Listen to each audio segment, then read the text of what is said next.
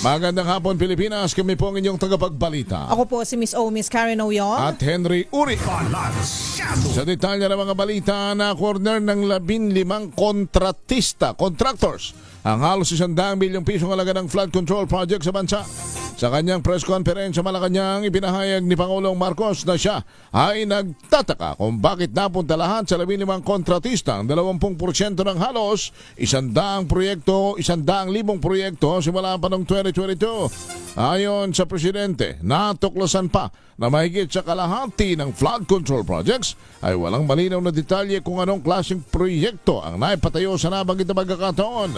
Ang top 15 contractors ng government-funded flood control projects ay Legacy Construction Corporation, Alpha and Omega General Contractor and Development Corporation, St. Timothy Construction, QM Builders, EGB Construction Corporation, Top Notch Catalyst Builders, Centerways Construction, Sun West Incorporated, High Tone Construction, 888 Construction and Supply Incorporated, Royal Crown Monarch Construction, Wawaw Builders, MG Samidan Construction, LR Tiki Builders at Road Edge Trading and Development Services.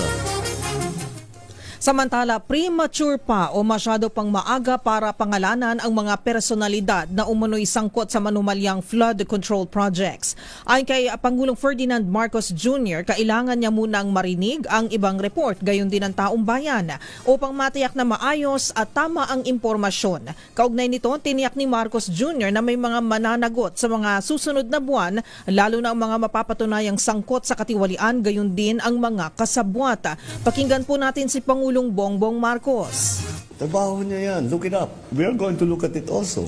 But it will be premature for me to name names, etc. until we really know what's going on. But, go out there. Tignan ninyo. Talk to the people.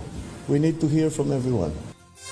Samantala, hinikayat naman ng Pangulo ang publiko na gamitin ang website na www.sumbongsapangulo.ph para magsumbong sa anumalyang flood control projects sa kanilang lugar. Samantala, hindi nagtutugma ang mga rehiyong mayroong pinakamaraming mga flood control projects sa top 10 flood-prone provinces.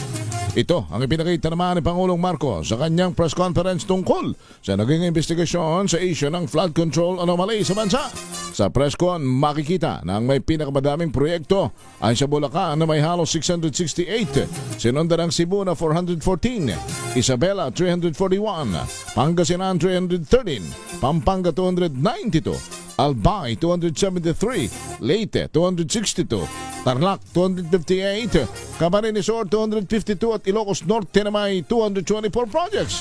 At batay naman sa National Adaptation Plan of the Philippines mula 2023 hanggang 2050, ang flood provinces sa bansa ay ang Pampanga, Nueva Ecija, Pangasinan, Tarlac, Bulacan, Metro Manila, Maguindanao, North Cotabato, Oriental Mindoro at Ilocos Norte.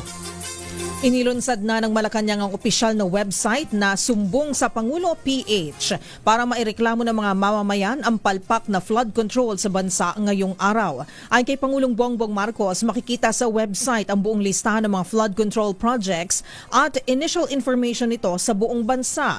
Maaari namang magreklamo ang ating mga kababayan sa naturang website sakaling may impormasyon silang hindi naman ito tunay na naipatayo o maayos ang pagkakagawa. Tiniyak din ng Pangulo na siya mismo ang magbabasa ng mga reklamo ng ating mga kababayan upang mapanagot ang mga opisyal na nagpabaya sa naturang mga proyekto. Narito po muli si Pangulong Bongbong Marcos. I encourage everyone to look into this and say your piece. Kasi parang sinasabi ng mga iba nakikita naman namin hindi maganda pero wala naman kami mapuntahan, wala naman kami malapitan. Ngayon meron na. Ngayon meron na kayo malalapitan. Ito, ang lalapitan na ngayon ninyo ako mismo. Dahil akong titingin dito araw-araw sa website natin at babasahin ko ang report na ibibigay ng taong bayan. Samantala ay siniwalat ni Pasig City Mayor Vico Soto na ilan sa top DPWH contractors ay konektado sa mga diskaya na nakalaban niya sa pagka-alkalde nitong halalan. Ayon sa FB post ni Soto, kontrolado ng mga diskaya ang Alpha and Omega firm maging ang St. Timothy Construction Corporation na top 2 at top 3 sa listahang inilabas si Pangulong Bongbong Marcos sa kanyang press con tungkol sa flood control program. Nauna na binanatan ni Mayor Bicong na katunggaling may-ari ng St. Gerald Construction Company bilang nasa likod naman ng mga maanumalyang proyekto sa lungsod ng Pasig. Kaugnay nito ay siusulong anya ng alkalde ang paghahabol sa tax evader sa syudad na pinangangambahang aabot ang utang sa milyon o bilyong piso.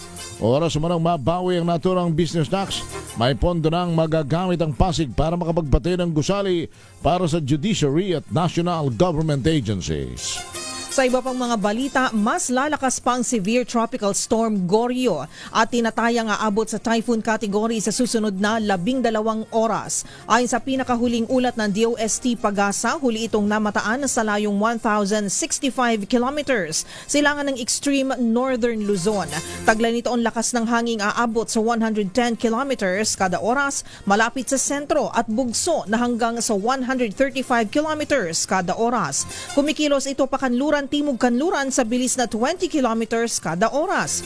Sa ngayon, wala pang nakikita ang Weather Bureau na direktang epekto ang bagyo sa bansa at walang nakataas na tropical cyclone wind signal sa alinmang lugar. Batay sa track forecast ng Pag-asa, inaasahang lalabas ng Philippine Area of Responsibility ang bagyong Goryo sa Miyerkules ng gabi at magla-landfall sa silangang baybayin ng Taiwan.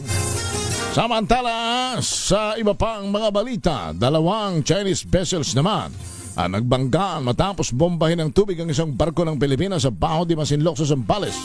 Ayon sa Philippine Coast Guard, nangyaring insidente nang i-deploy ang BRP Teresa Magbanwa, BRP Suluan at MB Pamalakaya para lalayan ng 35 Pinoy na mangingisda o fishing vessels habang isinasagawa naman ang Kadiwa Operations, isa sa 3 barko ng PCG ang binomba ng tubig ng Chinese vessel, subalit nagawa itong makaiwas. Sa sumunod na tagpo, nagsalpukan ng China Coast Guard Vessel 3104 at People's Army Navy Ship 164 habang hinahabol ang BRP Suluan. Matagumpay namang naalalayan ng PCG vessels ang Pinoy fisherman matapos ang nabanggit na insidente. Hindi tayo umaatras sa laban. Itong naging tugon ni Pangulong Bongbong Marcos sa tanong kung paaalisin na ang mga barko ng Pilipinas sa Baho de Masinloc dahil sa panibagong insidente ng pangaharas ng China. Gitang Pangulong magpapatuloy pa rin at hindi titigil sa pagdepensa ang bansa hanggat mayroong mga banta sa ating seguridad at teritoryo. Gayunman, nilinaw din ni Pangulong Bongbong Marcos na hindi kailanman magpapasimula ng gulo o labanan ang Pilipinas at tanging dumidepensa lamang sa anumang banta. Pakinggan po natin si Pangulong Bongbong Marcos. Dito sa gobyernong ito, hindi tayo umaatras sa laban. We are brave. Filipinos are brave. But we do not... Sinong Pinoy na gusto magkagera? Sino? Kahit maghanap ka para sa akin, kahit isa.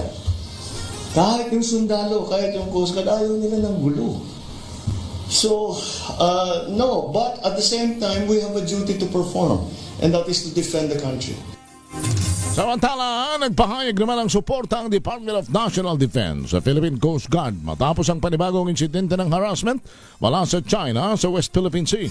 Tinawag ng DND na atrocious o nakapangingilabot, ngunit walang saysay ang ginawang pag-atake naman ng China Coast Guard sa Baho de Masinloc kung saan tinangkan itong tirahin ng water cannon ng barko ng PCG.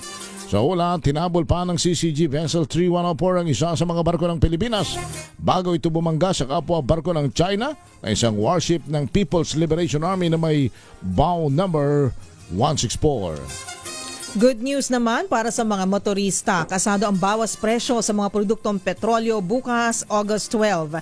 Batay sa pagtaya ng Department of Energy Oil Industry Management Bureau, 1 peso and 50 centavos ang rollback sa kada litro ng diesel at 1 peso and 30 centavos naman sa kerosene.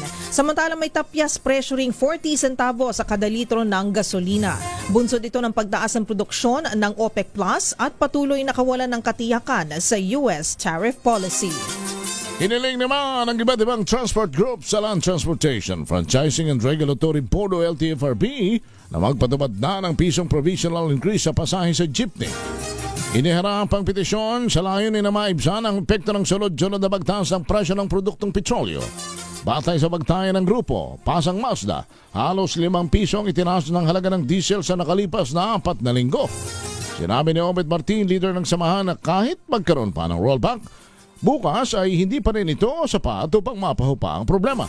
Ayon naman sa grupong Altodap, ang kanilang petisyon ay temporary lamang at maaaring bawiin sa oras na maging normal na ang halaga ng diesel. Pumalo na sa halos 2,400 ang kaso ng leptospirosis ang naitala sa bansa mula June 8 hanggang August 7. Ayon sa Department of Health, ang bilang ay batay sa verified cases mula sa iba't ibang pagamutan. Sinabi ni DOH spokesman Albert Domingo na maaring tumaas pa ang bilang ng mga tinamaan ng leptospirosis dahil ang ibang insidente ay hindi pa lumalampas sa 1 buwan ang incubation period. Batay sa record, ang Metro Manila ang nakapagtala ng pinakamaraming kaso ng naturang sakit mula noong Hunyo. Nahuli na ang suspect na gumahasa at pumatay sa isang dalagita naman sa barangay Del Rosario sa Lopez, Quezon. Sa investigasyon, pansamantalang nakatira sa bahay ng tiyahin ng suspect ang babaeng biktima habang nagtatrabaho sa Metro Manila ang kanyang ina. Natagpuan ang biktimang duguan sa kanyang kama ng kapatid nitong 2:00 ng madaling araw at inaisugod pa sa ospital ngunit idiniklarang dead on arrival. Naharap ngayon sa kasong rape and homicide ang suspect.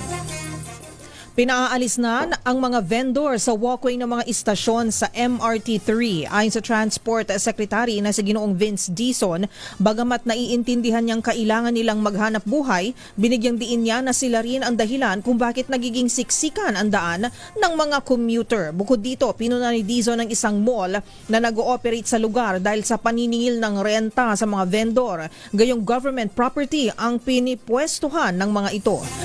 Kaugnay nito, maikipagtulungan ng DOTR sa MMDA para sa gagawing clearing operation upang matiyak na maayos na nakadadaan at nakakapasok at papalabas naman ng istasyon ang mga commuter. 26 na minuto na makalipas ang alas 5 ng hapon. Samayin nyo na mga balita sa Balansyado. Kami, ang inyong tagapagulat. Ako po si Miss O, Miss Karen Oyong. At Henry Uri.